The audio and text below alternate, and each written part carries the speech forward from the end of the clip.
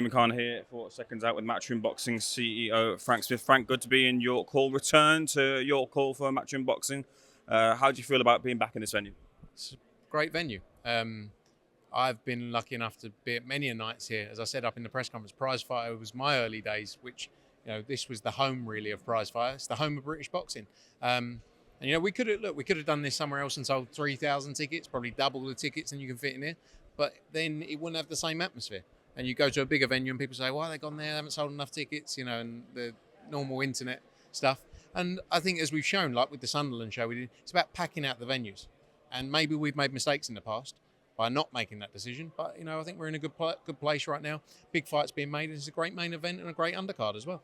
Yeah, solid main event. In terms of the undercard, what do you expect to be the most talked about fight after it's all done? I think the main event. Or did you say aside from the main event? Sorry. I think Shannon Ryan against Chloe Watson's a brilliant fight. That's a very important fight for both girls' career as well. The winner of that goes on to fight for world titles, undoubtedly. So, yeah, excited for that fight. Jimmy Sain's back out in his second title fight as well. Is going to be a great performance there. I think TMA Aiton's going to continue to make headlines with knockout performances. She is very, very special. Taylor Bevan, Laylee Butterbieg on the card as well. So excited about what's ahead. Just in terms of Chloe, just focus on her. Obviously, she's feeling the loss of Ricky Hatton. Have you spoke to Chloe as to how her mind is going into this fight? No, not. To be honest, the first time I saw her was up on the stage when we were doing that. Obviously it's going to be tough for her, as it is for all the fighters. John Hedges obviously was supposed to take part of this card as well, trained with Ricky. It's tough for everyone who knew Ricky well, and that's going to be a process they'll go through over time. But everyone's different. Everyone will do things. I think she'll go in there with that strength of what she had with Ricky and that relationship and that bond. But yeah, it's very sad. How will you remember Ricky, Frank? He was just a nice. I'll be honest with you. I never, his boxing career, because I was never a crazy boxing fan younger. That was never the Ricky Hatton I knew, if that makes sense. I knew Ricky Hatton from being around the events. He was, Adam Smith said in his thing, probably the best after dinner speaker you there. Just a nice bloke, a funny guy that people wanted to be around. You couldn't say a bad word about. And that's for me more than the boxer. Ultimately everyone's in roles. He was a boxer to people, but actually he was just a nice bloke, and that meant more, and that means more than anything. And Ricky will always be remembered for that. And you see that by the turnout he had at the funeral. Funerals obviously very tough for the family, but to see those kind of people, that outpouring of love and affection for the man, just shows who he was. Let's rewind also to last weekend. Saturday night saw Dave Allen lose to MAKHMUDOV. It was a brave effort but fell short. I believe you got options on Arslanbek MAKHMUDOV. What do you look to do with the Russian fighter? He's got big fights ahead of him. I feel the heavyweight division's wide open for big opportunities. He can set himself up, to get in those big fight nights. There's a lot of people looking for opponents, and that's what MAKHMUDOV can do. So we shall see. It's exciting times ahead, for Dave Allen as well. I said to him, he's got to focus on being in the mindset he's in now and stay there until he retires. He's probably got 18 months left. 3 years ago, I never would have said Dave Allen would be headlining shows, selling the tickets he's selling. But if he can stay where he is with his mind focused, Dave Allen can do so much more in the sport. So for both guys, they both got big opportunities. Is there more legs in any of the rumours surrounding Arslanbek taking on Anthony Joshua as that comeback opponent? No. I mean, AJ, as I've said so many times, AJ's on his own path. Arslanbek, obviously, that's the fight Arslanbek wants. But AJ's on his own path. He's going to determine what is right for him. That doesn't mean ruling out him as an opponent. I'm not saying that. I'm just saying that's not the number one opponent just because he's saying he wants to fight him. Everyone wants to fight Anthony Joshua. No, for sure, of course.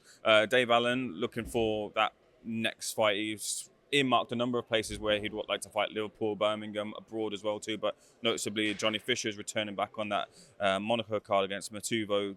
Is that the obvious fight to make the third between the two of them? I said it, and I got a bit of stick for it, but that's a natural fight in time. As Johnny progresses back on his comeback as well, he's got that fight. I'm not saying it's necessarily next, but in 2026, that's a massive fight, I believe. Over time when both guys build themselves back up. With Dave, and I said in the interview here, he can put himself in a position where when you create nights like that, when you create atmospheres like that, people want to come back out to see you, win, lose or draw. It's about making fights and being involved in events where people go, do you remember when we were there? And that was a kind of event, because I feel it. Like I go to events every week. And sometimes you don't get that feeling, you don't get that vibe.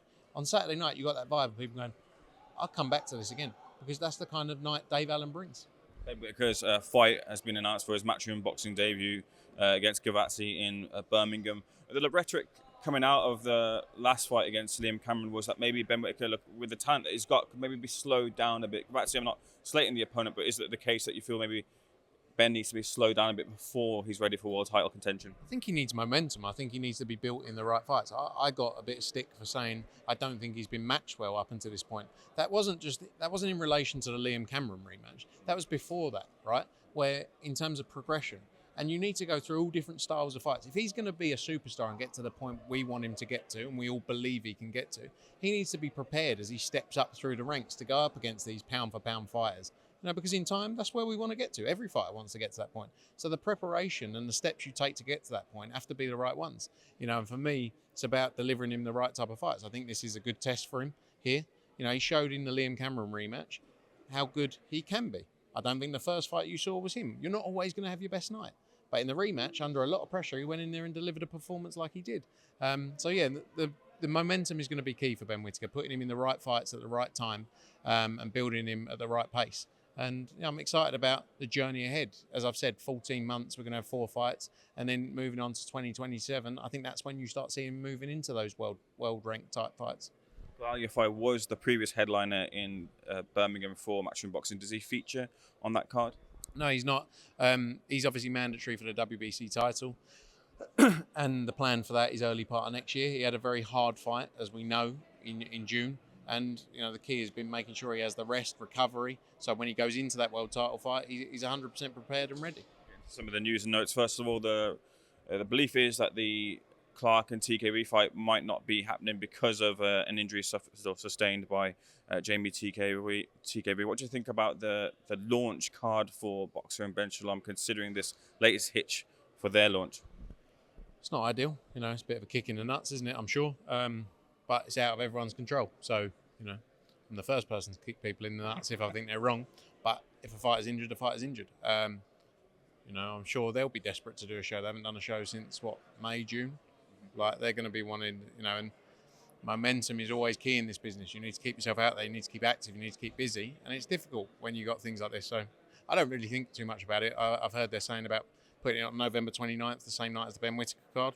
Is what it is. We can't control that. But let's see. What do you think the current state of play is with a Boxer, considering BBC will have very much likely wanted to have Ben Whittaker on their table on the BBC because of the exciting nature that he brings to the ring, but he's now snapped up by you guys. Where do you think that leaves Boxer and BBC in terms of delivering big fights and big nights to their platform? The reality is they couldn't afford Ben Whittaker in terms of the rights fee they're paying. Right, so that's just the truth of it. He's too big of a star for the kind of money that they're paying on BBC. Of course, they wouldn't have wanted to lose him. And I'm sure they expected they would have had Ben Whittaker. But his deal was up, he was a free agent, and everyone was after him. Of course, but Ben Whittaker's a tremendous talent. He's got everything there to become a superstar in the sport. In terms of they just have to adjust their mindset of what kind of shows they're delivering. That's the reality of it. When budgets come down, so does the quality you can deliver. That's just the truth. You can't shy away from that. Off the back of Ennis's brutal finish over Lima this past weekend, where do things stand with the Virgil Ortiz fight? As we said before, Boots signed up for the Virgil Ortiz fight prior to this. He's agreed his terms. Now it's on Virgil Ortiz. He's got a fight against Lubin next month. It's in November, isn't it? He's got to come through that. I believe he will. That's the fight we want to make happen. That's the fight I believe DAZN, Golden Boy, everyone want to see. So hopefully we can get it done. Eddie suggested that Keith Thurman didn't want the fight with Jaron Ennis. Keith Thurman came back and said, no, that's not the case. I was open to the fight. Could that be a possibility for Jaron Ennis? It's an interesting fight for sure. But Jaron, like I say, the Ortiz fight is the focus, as we know. It's been spoken about so much. It's the biggest fight there, as well as other world title opportunities. So we'll see. I believe it there. Thanks for 6 out, mate. Appreciate it.